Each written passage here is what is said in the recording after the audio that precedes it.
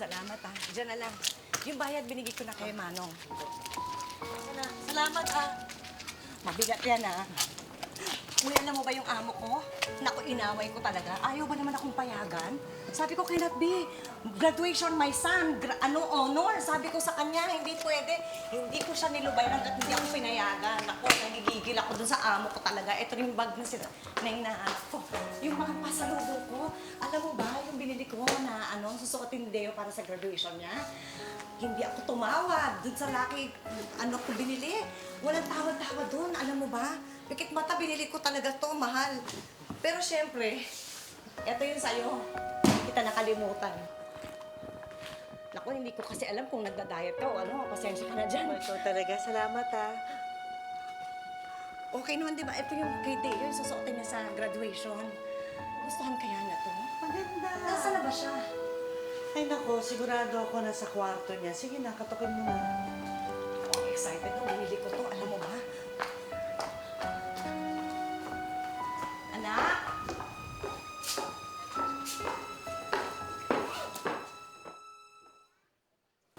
Deo? Mira?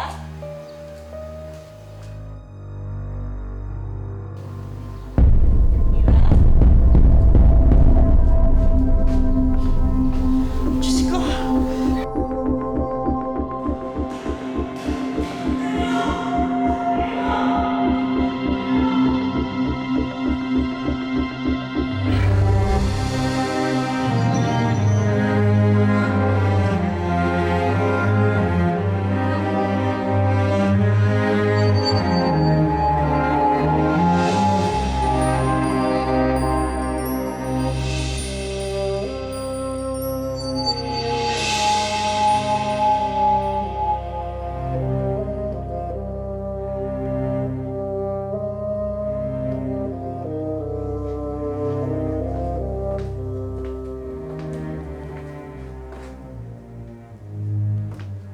Kanina ka pa hindi kumakain. Bumaba ka na doon, kumain ka na. Ako na magliligpit dito.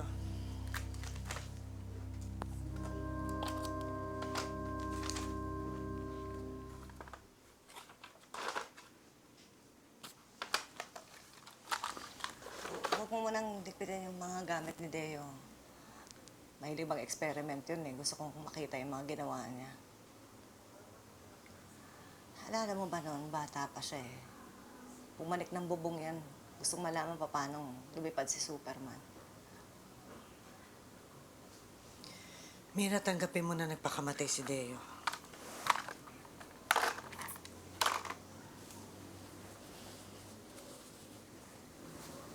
Yung isa, wala makapagsabi. Wala nakakaalam. Classmate, kaibigan. Di alam kung paano siya, no? Ikaw nga hindi mo alam eh. Napakamalihim ng anak mo. Lalong-lalo na nung lumipat na siya dun sa apartment na malapit sa eskwelahan.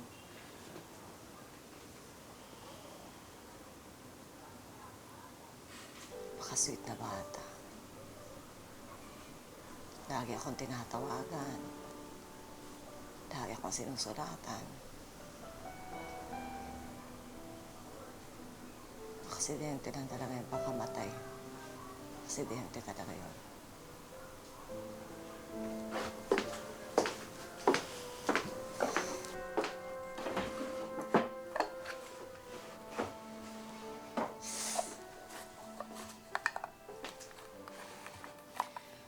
Ayaw ka niya masaktan. Kaya pati ako pinakiusapan niyang magsinungaling. Talagang hindi gagraduate si Deo.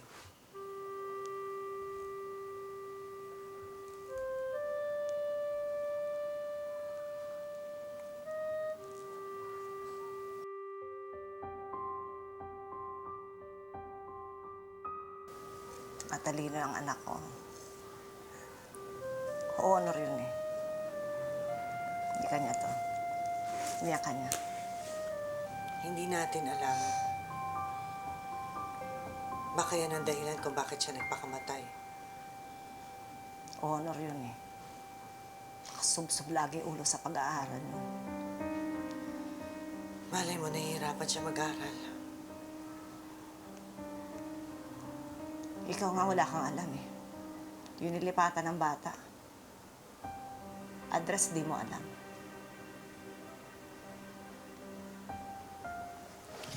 Nang namatay si Tatang at si Nanang, inalagaan kita. Nang lumalaki kayo, inalagaan din kita.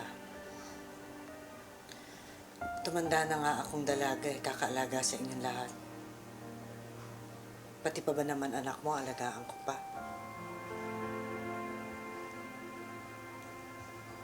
Kulang na lang magpakamatay ako sa pagtatrabaho sa ibang bansa.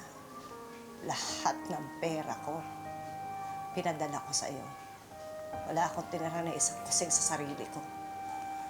Para nang alagaan mo yung anak ko. Nagpapakamatay ako sa palengke. Para ni isang kusing hindi ko magalaw ang perang pinapadala mo. Para lahat mapunta sa anak mo. Huwag mo isusumbat sa akin ng pera.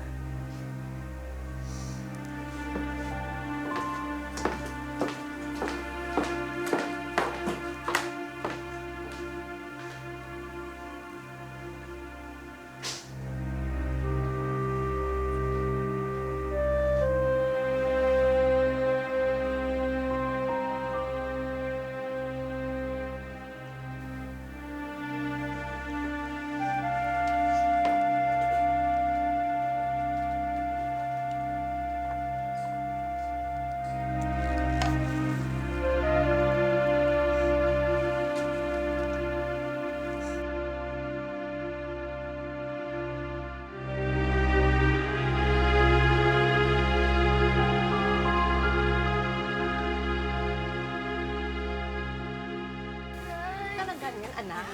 Ay, dahil mo ako ngayon na, hindi ko alam. Hindi nga pwede. Halika dito ka. Huwag kang ganyan. Huwag kang ganyan. Diba, nag-usap tayo. Diba? Si nanay, magtatrabaho. Para makapasok ka sa sinasabi ko sa'yo, maganda eskwelahan, diba? Para paglaki mo, yun lang ang pabaong ko sa'yo, anak, diba? Diba, nag-usap tayo. Huwag ganyan.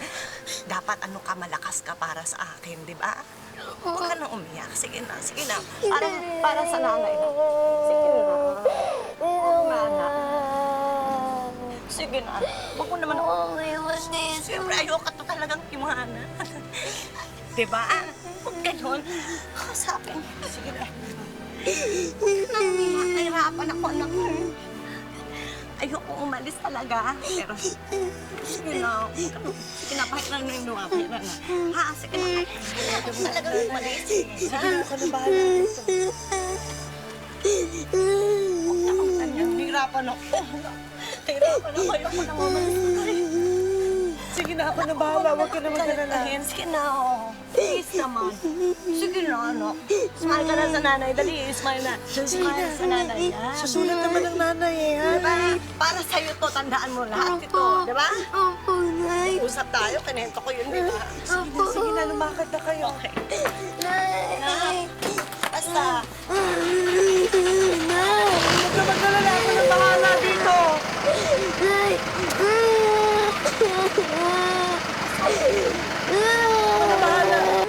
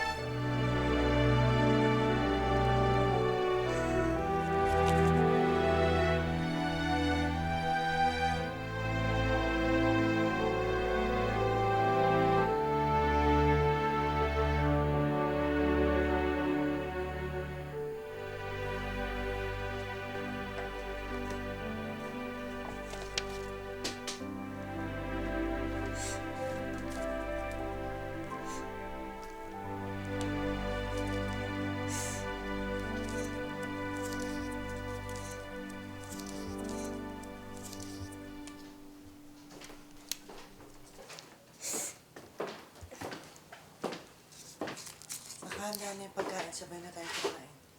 Ito kay Teo to eh. Oh. Di ko maon, baka wala naman talagang baterya na yan eh. Ano ba yan?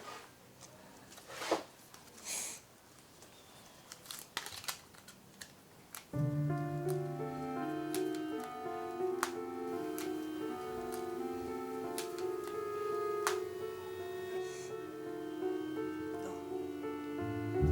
Ano yan?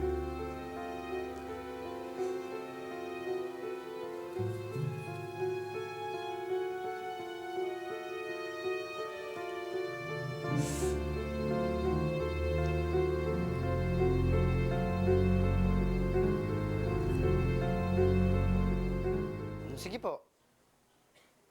Hindi pa namin ginagalaw yung mga gamit niya dito. Oh, yan nga po yung address dito. Bukas po. Sige po. Antayin namin kayo dito. Okay. Sige. Sino yan? Nanay ni Deo. Iniisa-isa niyo yung mga numero nun sa phone book ni Deo. Hindi pa naalam ng nanay yung address dito. Eh, ito rin yung numerong tumatawag sa akin kanina ah. Hindi ko nasagot. Basta, bukas pag pumunta dito, sabihin mo na lang yung pinag-usapan natin, ha? Buti na lang magpapacheck up ako bukas. Baka hindi rin naman kami magpang-abot.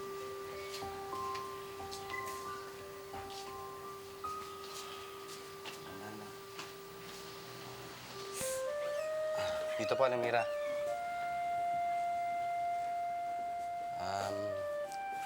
Dumating kasi yung magulang namin kaya hindi na kami nakapunta sa burol ni Deo. Bale, dito po siya nakatira. Mag-isa lang po siya dito. Kung gusto niyo po, tulungan ko na kayo maghakot.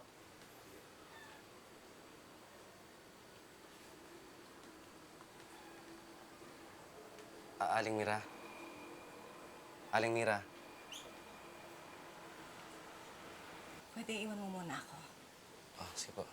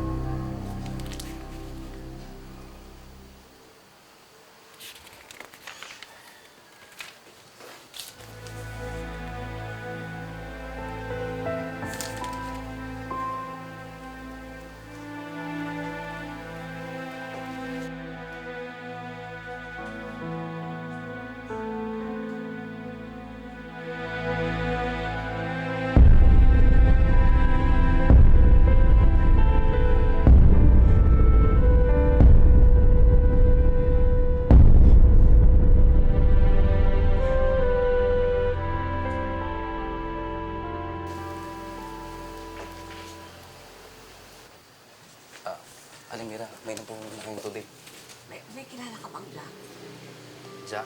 Wala akong kilalang Jack. Saka hindi naman nung palalabas nung si Deo eh. Halos pareho lang yung mga barkada namin. Ang dami nakasulat na Jack ito. Tsaka ayan mo, tignan mo. May mga Jack.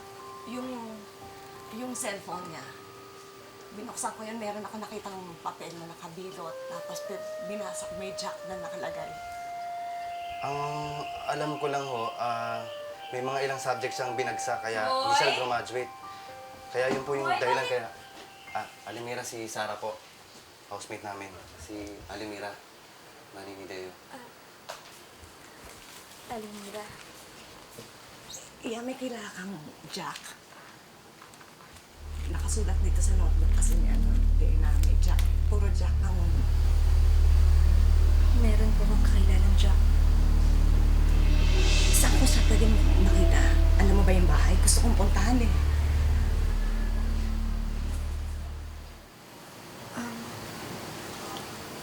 Jack po kasi yung ipapangalan namin ni Deo sa magiging anak namin.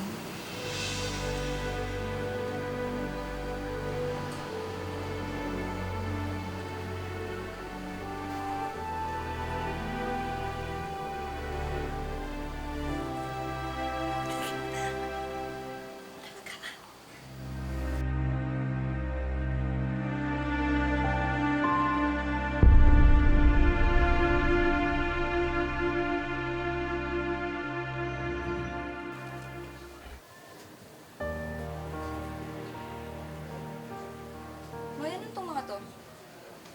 Dumaan si Aling Mira. Hinili niya raw yan para sa baby mo. Saka nag-iwan pala ng numero. Text mo daw siya kung kailan ka magpapacheck up sa doktor para masama ka daw niya. Moy naman, sana tinanggihan mo na lang. Bakit tatanggihan ko? Kawawa naman yung tao. Saka, bakit hindi ko tatanggapin? Binigay niya nga, di ba?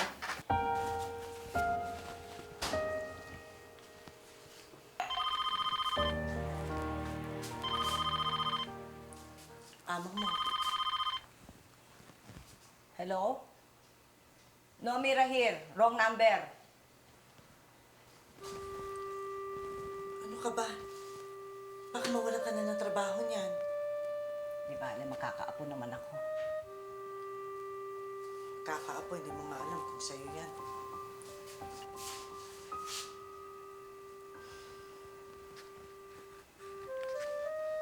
Ano ba ang problema mo? Eh, inuubos mo ang pera mo. Eh, anin ko naman yung pera. Para sa'yo. Para sa pagtanda mo. Alam mo, sabi nila, pag naging nanay ka na, ang mundo mo iikot na lang sa anak mo. Pero pag lola ka naman na, iikot naman ang mundo mo sa apo mo. Pero wala na ang anak mo. Tapos yung apo mong tinatawag mo, hindi ka nga sigurado kung talagang apo mo yan.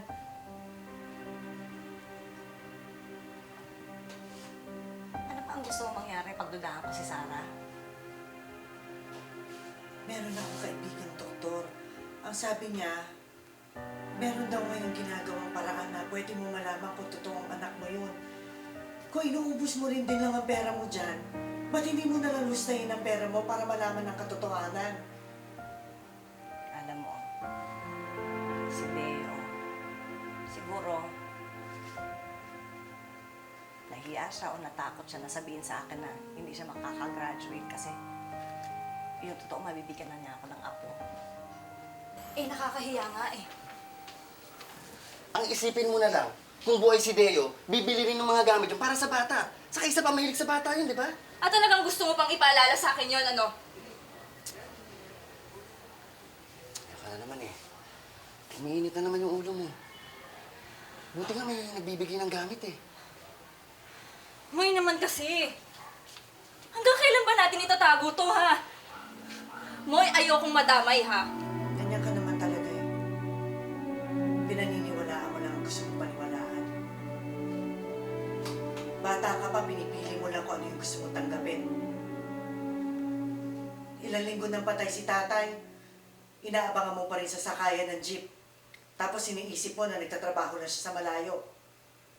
Si nanay, ilang linggo na rin patay, pinaghahanda mo pa rin ang plato sa mesa.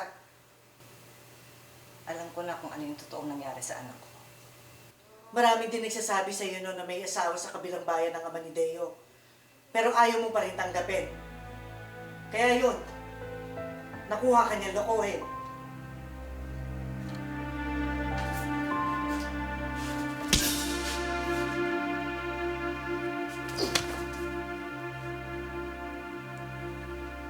Noon pinalagpas ko lahat. Kahit ayaw mong tanggapin at paniwalaan dahil ayaw kitang masaktan. Pero ngayon kahit hindi ako naging isang ina, ang alam ko lang ang isang ina tinatanggap ng buong-buong anak niya. Kahit mahirap tanggapin ang katotohanan.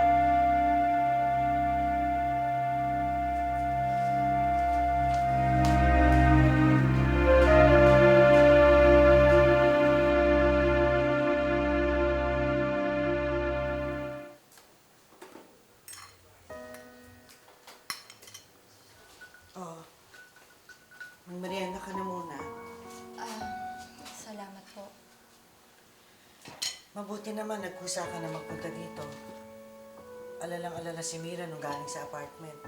Lumipat na pala kayo. Opo. Tinatext ka raw. Hindi mo sinasagot.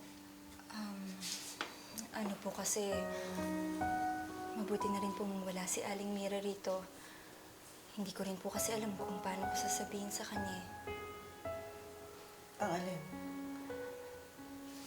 Umalis po kami ni Moy sa tinitira namin. Kasi po gusto namin lumayo kay Aling Mira. Bakit?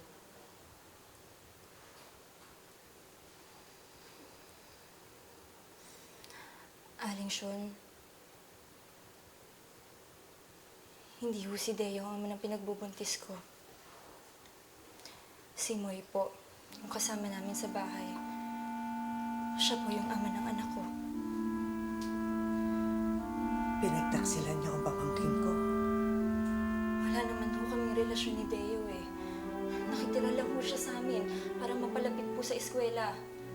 Bakit kailangan niyo lokohin si Mira? Alam naman ho namin magtatanong siya tungkol kay Jack. Haling siya na ayaw na ho namin madamay. Pasensya Teka na, lang sandali, Sarah. pasensya na po kayo. Ayaw po talaga namin madamay. Sagutin mo lang ang tanong ko. Sino si Jack?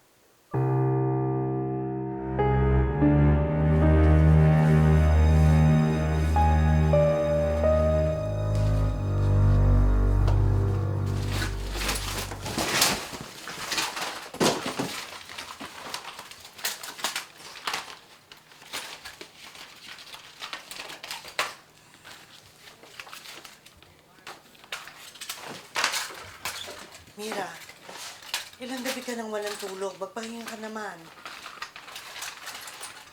Di ba sabi mo, dapat harapin ko na yung totoo. Eto, handa na akong harapin ang totoo, kaya hinahanap ko yung totoo eh. Paano mo haharapin ang totoo kung pinapatay mo naman ang sarili mo? Yung employer mo kanina tumawag sa akin, pinagmumura ako sa galit. Ididimanda ka na raw kung hindi ka pa babalik doon.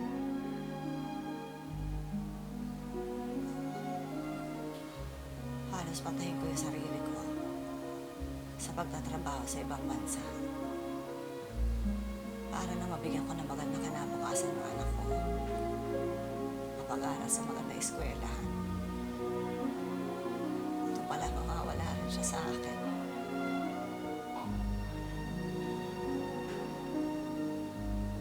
Alam mo, gusto ko siya makilala. Gusto kong malaman kung paano siya, ano ba siya. Kahit na ano, kahit mahirap, kahit masakit, tatanggapin ko. Kasi gusto kong dumating yung panahon na kaya ko nang tanggapin na wala na talaga siya. Gusto ko talaga kainahanap ko.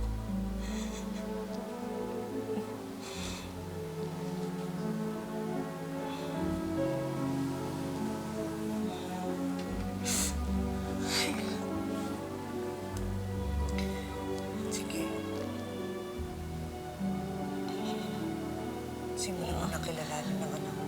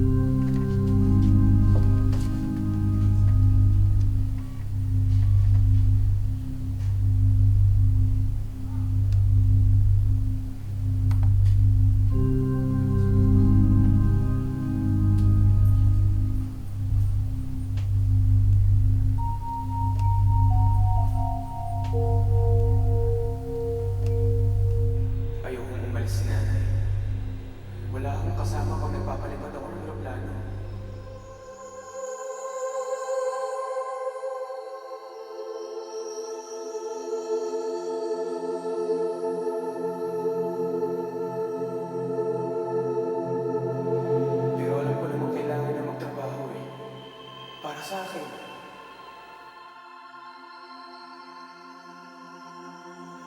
Hindi ko sinisisi si nanay.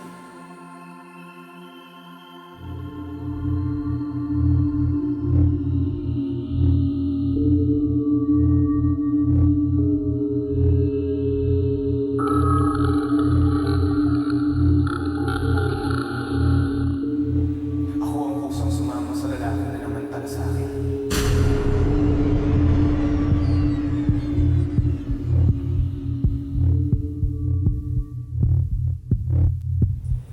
Lumaki akong iniisip kung ano ang pakiramdam ng lalaki niya habang pinagsasamantalahan niya ako. Pinilit kong malaman. Hindi ko alam kung bakit hinahanap-hanap ko yung ganung pakiramdam. Hindi ko alam kung bakit nahilig ako sa bata.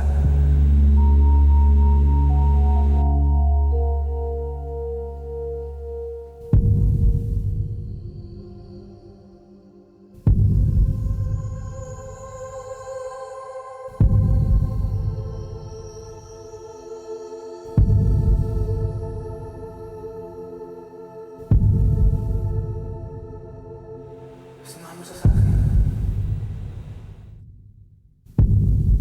Jack ang pangalan niya.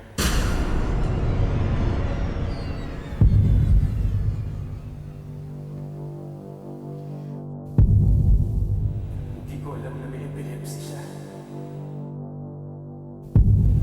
Inatake siya nung pinagsasamantalahan ko siya.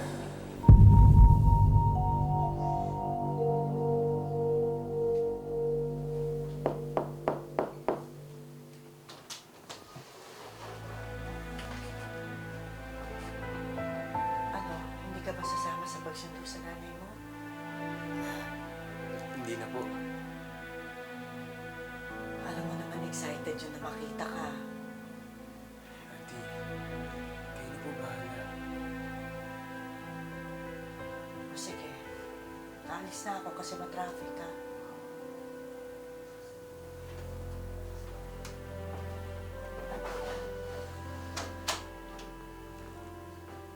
Natakot ako. Nakita ko kung paano siya naupog sa kubeta at sa sahig.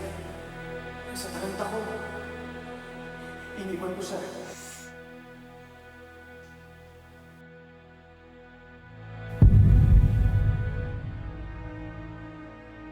Napapanaginipan ko siya. Nakikita ko kung saan. Walang maitulong sa akin si Namoy at Sarah dahil takot na takot silang madamay. Hindi ko na kaya. Ayoko madamay si nanay. Gulong-gulo na ako. Gusto ko na matapos ang lahat.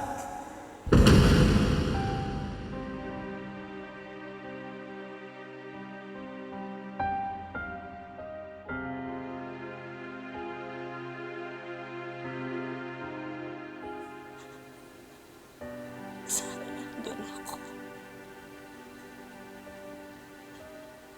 Sana tulungan kita.